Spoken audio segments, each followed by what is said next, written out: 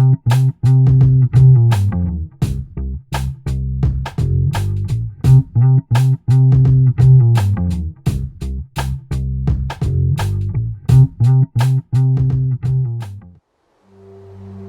was the morning of January 6th. The bell rings, the certification process will begin.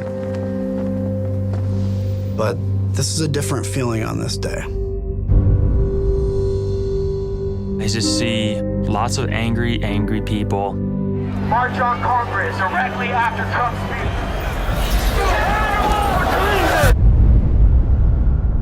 The plan at the very beginning was simple. Line up and don't let the bad guys in. They appear to think that I am part of the problem. They looked at you and they said, pick a side. I'm getting the sense that this is going to be violent. Very, very violent. That we have like 30 people here fighting thousands of people. I'm hearing some commotion going on outside the Senate floor. You know, it's only a matter of time before somebody is going to be able to get inside the chamber. We're going to take you to your land. They're coming from everywhere, and there's no stopping them. It's about that moment when the Capitol alarm goes off. Security pulled me right from the podium. Seeing her removed means we can no longer secure the chamber. The Capitol has been breached. The Capitol has been breached. We're in danger. You have to leave the chamber. Lock the doors. We need to move now. Go. A shot fired. This is gonna be bad. People were banging on the doors, Trying to barrel their way into the main door of the U.S. House of Representatives. I cannot believe this is happening. I call my wife. You know, that phone call. I texted my uncle, my will. We need to be able to fight with something. We need to find weapons. I have my gun out on my desk to defend myself. We went from protecting the Capitol to surviving. I see one of my officers dragged away from me. It was an all-out battle. No matter how bad you were hurt, you had to get back in. I will not die in this hallway.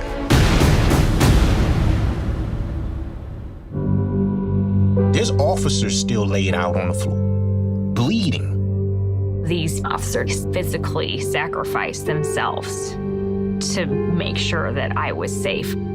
I broke down. Nothing was the same, at least not for us. Is this the beginning? Or is this the end?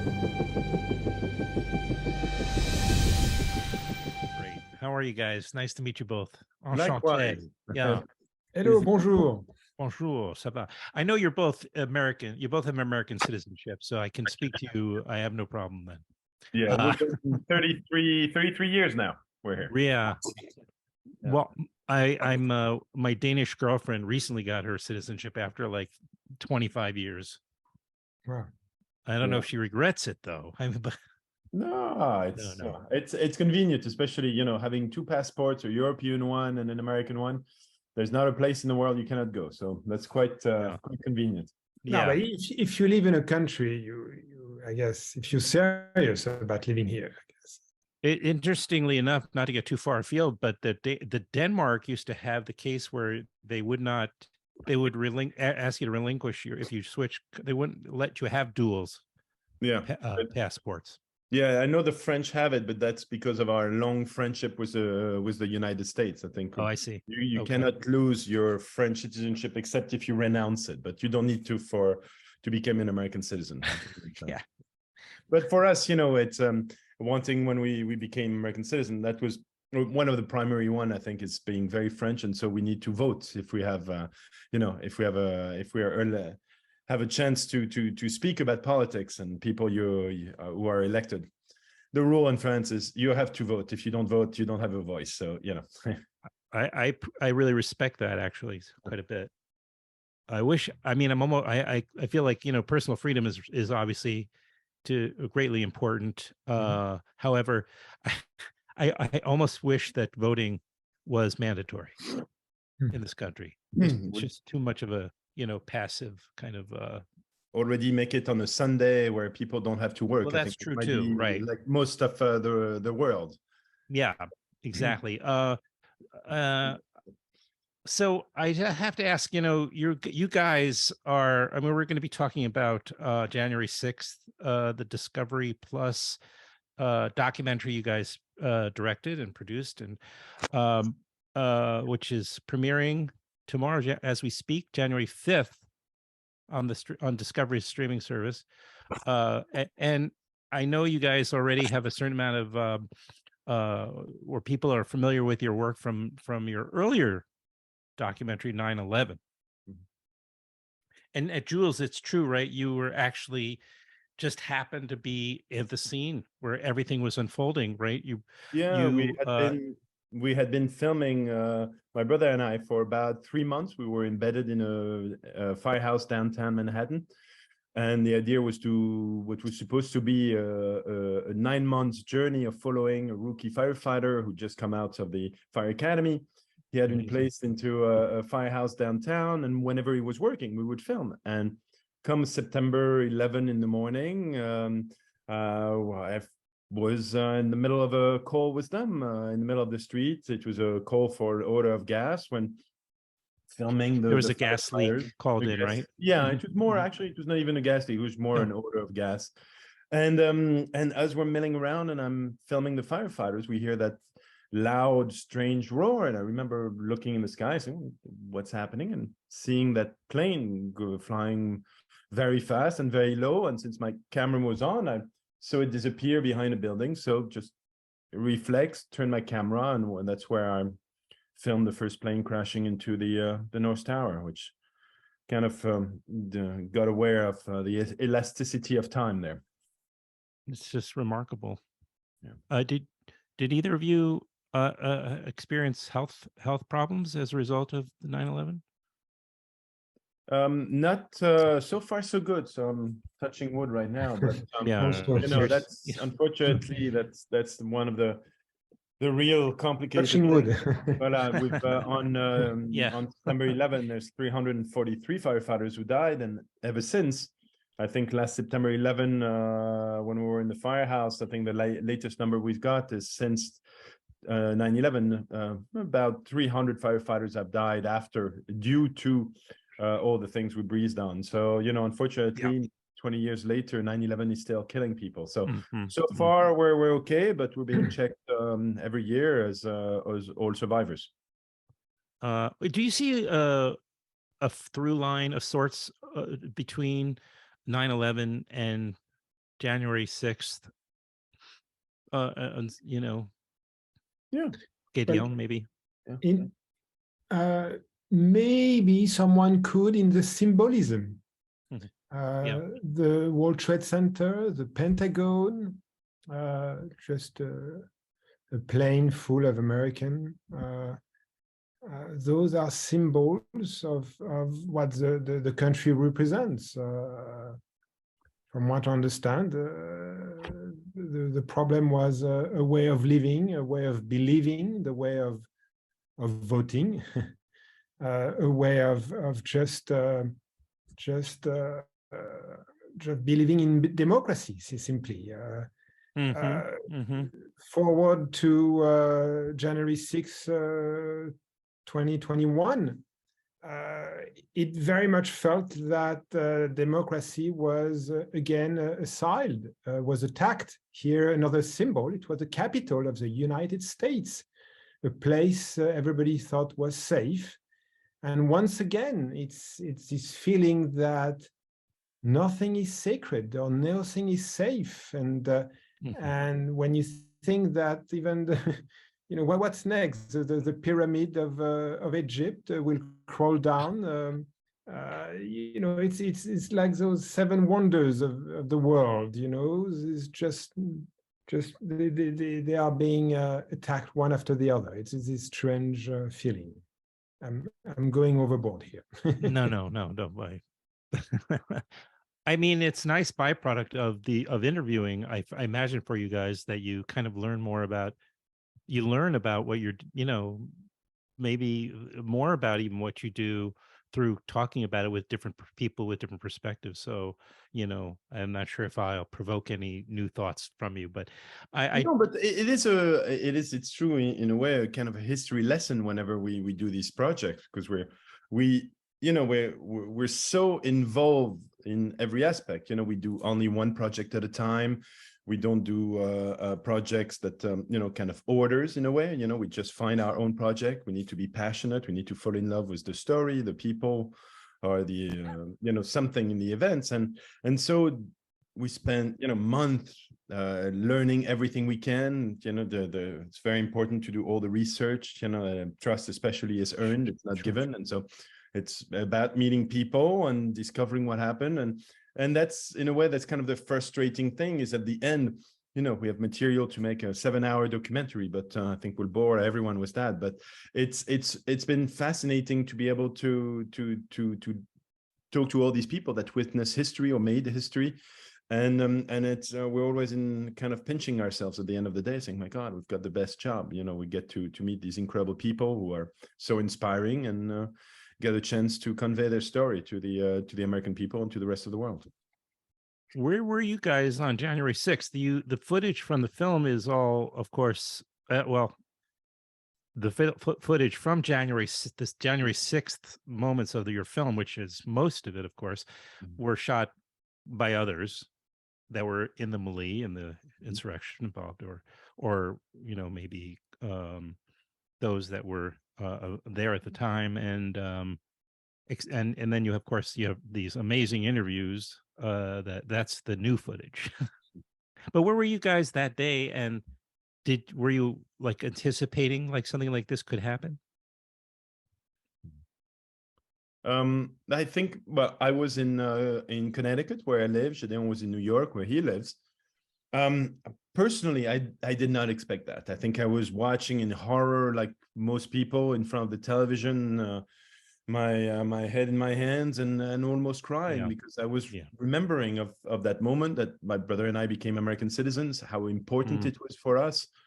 So over 23 years ago now, but it was such an important moment of that symbolism of, that the flag and the symbol of the Capitol was what we had pledged to when we became citizens.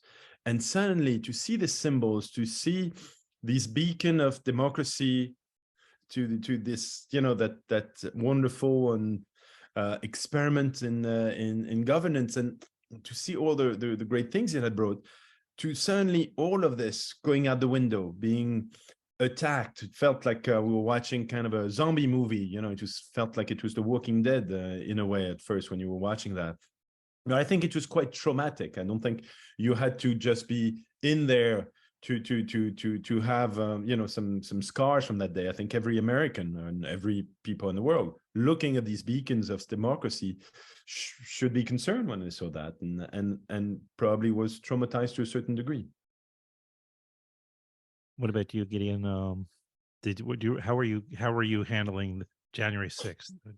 It was the same. It was like the rest of the world in front of a computer screen or a TV screen, thinking this is not happening.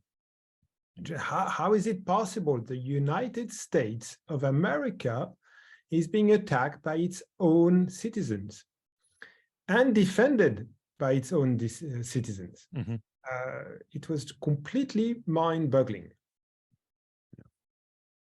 So what was your when did you guys decide you were going to make this documentary? January 6th, it's called. I think the first time we got the idea, I think we were watching, it was, I think, about few days or a week or 10 days later when the impeachment started. And I remember the moment the impeachment started, they started with a kind of a 20-minute video montage, a kind of compilation of what had happened that day, some of the personal stories. And it's watching it that immediately brought to the surface a lot of things from the previous projects we had done, whether it was 9/11 or the one on the attacks in Paris of 2015. You had these same kind of moments of heroics, and that was really what we always look for. As we've discovered on September 11, moments where you see the worst of humanity. What has always struck us is that the best of human nature is always on display next to it. These incredible, discrete moment of heroism, as we call them, whether it is just a hand on the shoulder of someone who's losing their mind because they don't know what's going to happen, if they're even going to survive, and it's just that soothing voice in that hand that can save your life in a way. Or it can be the more overt acts of heroism, like the first responders, whether it is the police officers or firefighters putting their lives on the line. And so these were kind of the similarities. And us, what we like to do best in the documentaries, again, as we're not journalists, we don't do investigative reporting, but what we do is we show human nature at these moments. And here, when we saw this little presentation, we saw that we had the opportunity to show a different side, I guess, that people were concentrating on, which was, either the political side of it, which for us was not what interested us. For us was really what happens to human beings like this, because at the end of the day, even though they are senators and congressmen and women and staffers and police officers, under that title, under that uniform, there is a human being. There's a mother, a father, a son, a daughter, and that was being missed. Many of whom had to make calls that day, very difficult phone calls, not knowing if it would be their last. That's right. Yeah, that kind of just sort of democratized the entire thing, right? Exactly, and that's what we wanted to show, really, that what is it like, because we've treated these subjects before, but they always fascinated the propensity of human beings to be capable of the worst, but also of the best, and to show, especially in the face of the worst, that there is hope and that human nature is not all bad. And you find the best examples normally, unfortunately, as they say, in the darkest night is where you find the most beautiful light. It was the film, again, this documentary is co-directed by Gédéon and Jules Naudet. Did I pronounce it right? Naudet.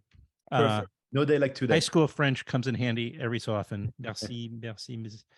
Madame Jacobson. It's also an opportunity, the documentary, because as you already mentioned at the beginning, we saw portions on the news all the time.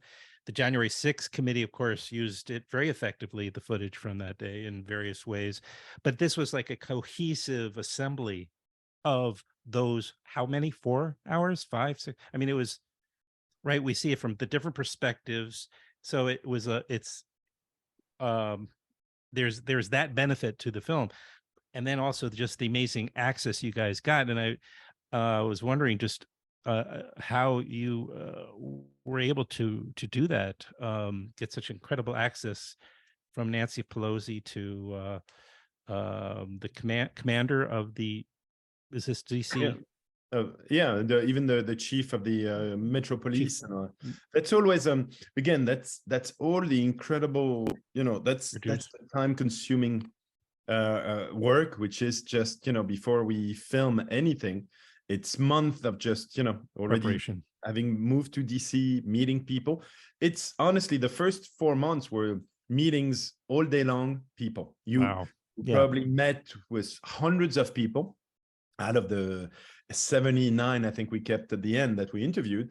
But it's just getting to know the story, getting to know the people. Even if the story, you won't be able to use it, it adds another little piece to that building in a way, and you get to understand more, and then I guess it's that domino effect. You find some who are willing to do it, have looked at our work before and said, okay, I trust them, they seem to be nice guys and serious. Is that what it's being nice guys? Okay. I guess so. I don't know. We're very naive. We always think, we come to people.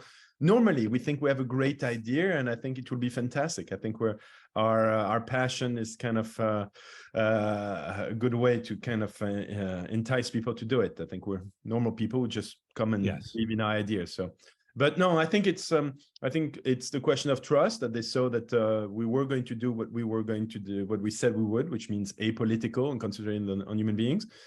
And that's it. I think it by taking the time, having a few people saying yes, and then others said, "Oh, well, I want to be in it too." So, well, wow, that's don't leave me out.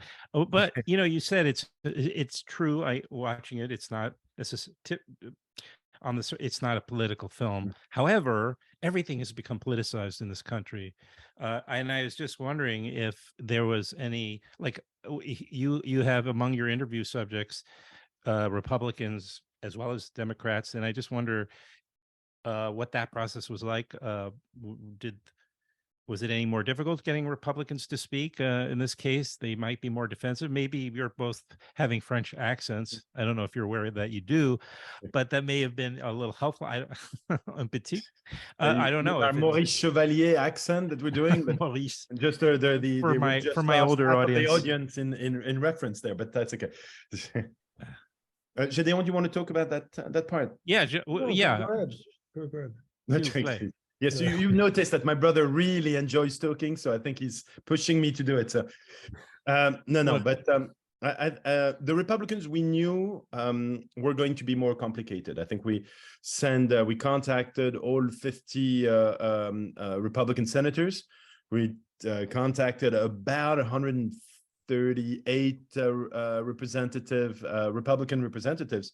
And at the end of the day, we got 4 Republicans to say yes. I understood the others, were concerned. The midterms were coming up, and they didn't know if it was going to be used before or used in a way kind of against them or not. I understand their position. Their party has taken a different view of January 6th, and so we had expected it. We're just at least happy that we got some of them. And among some of them, you have Troy Nehls, who was himself voted against the certification. But one of the things we had always said we would do is to highlight heroism in whatever its form. And Troy Nehls, to his amazing credit, as soon as he's a congressman from Texas, used to be a sheriff.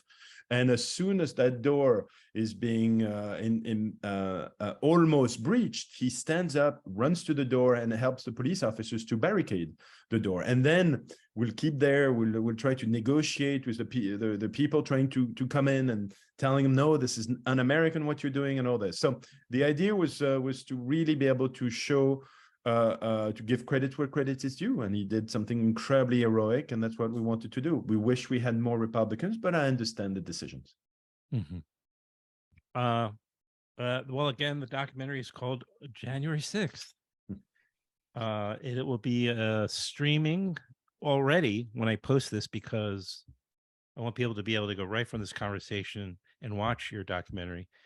I think it's essential viewing. Not always easy to watch again, but I think we need to be reminded just how fragile things are, like our democracy, for one thing.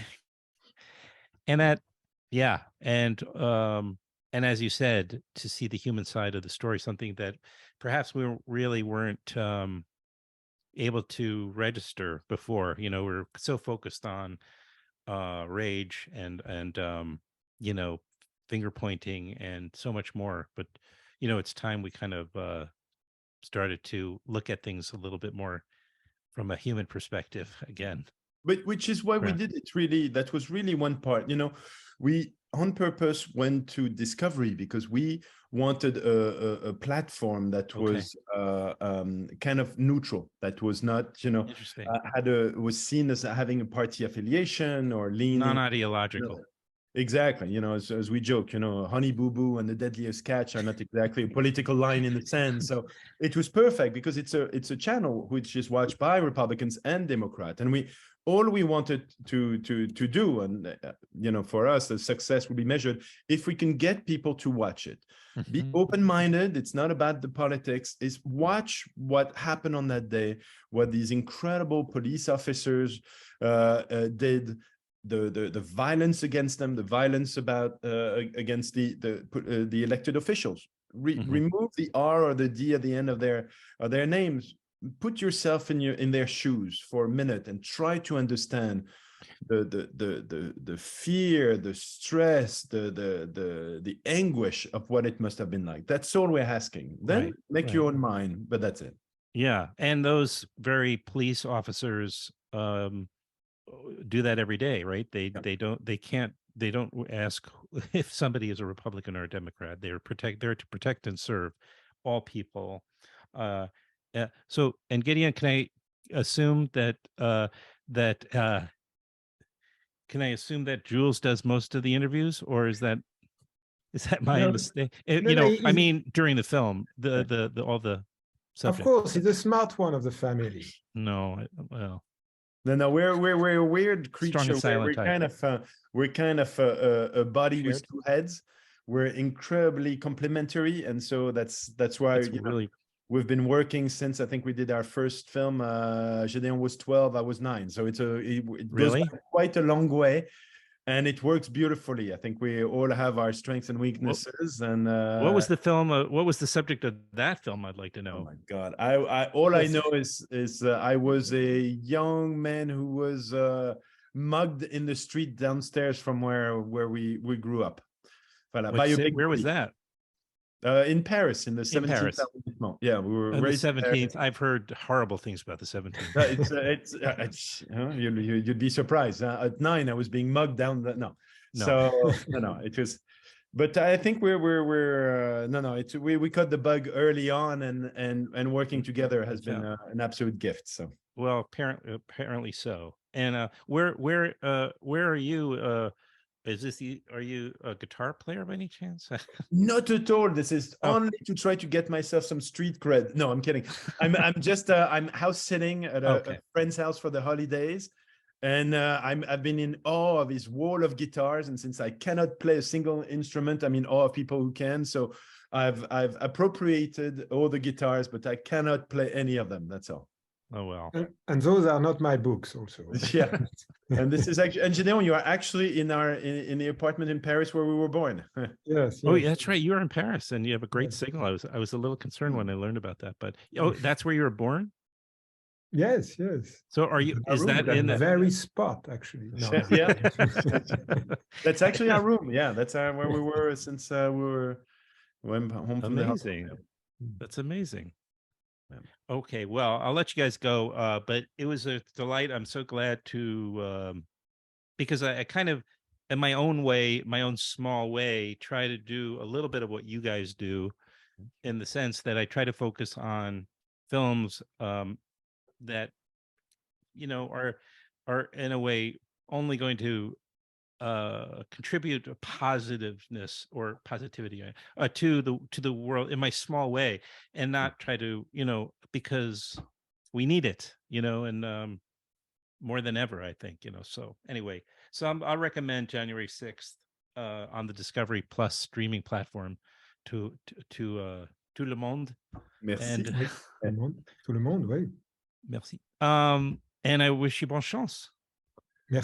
Merci beaucoup, and have a wonderful day. You too. Thank you very much. À bientôt.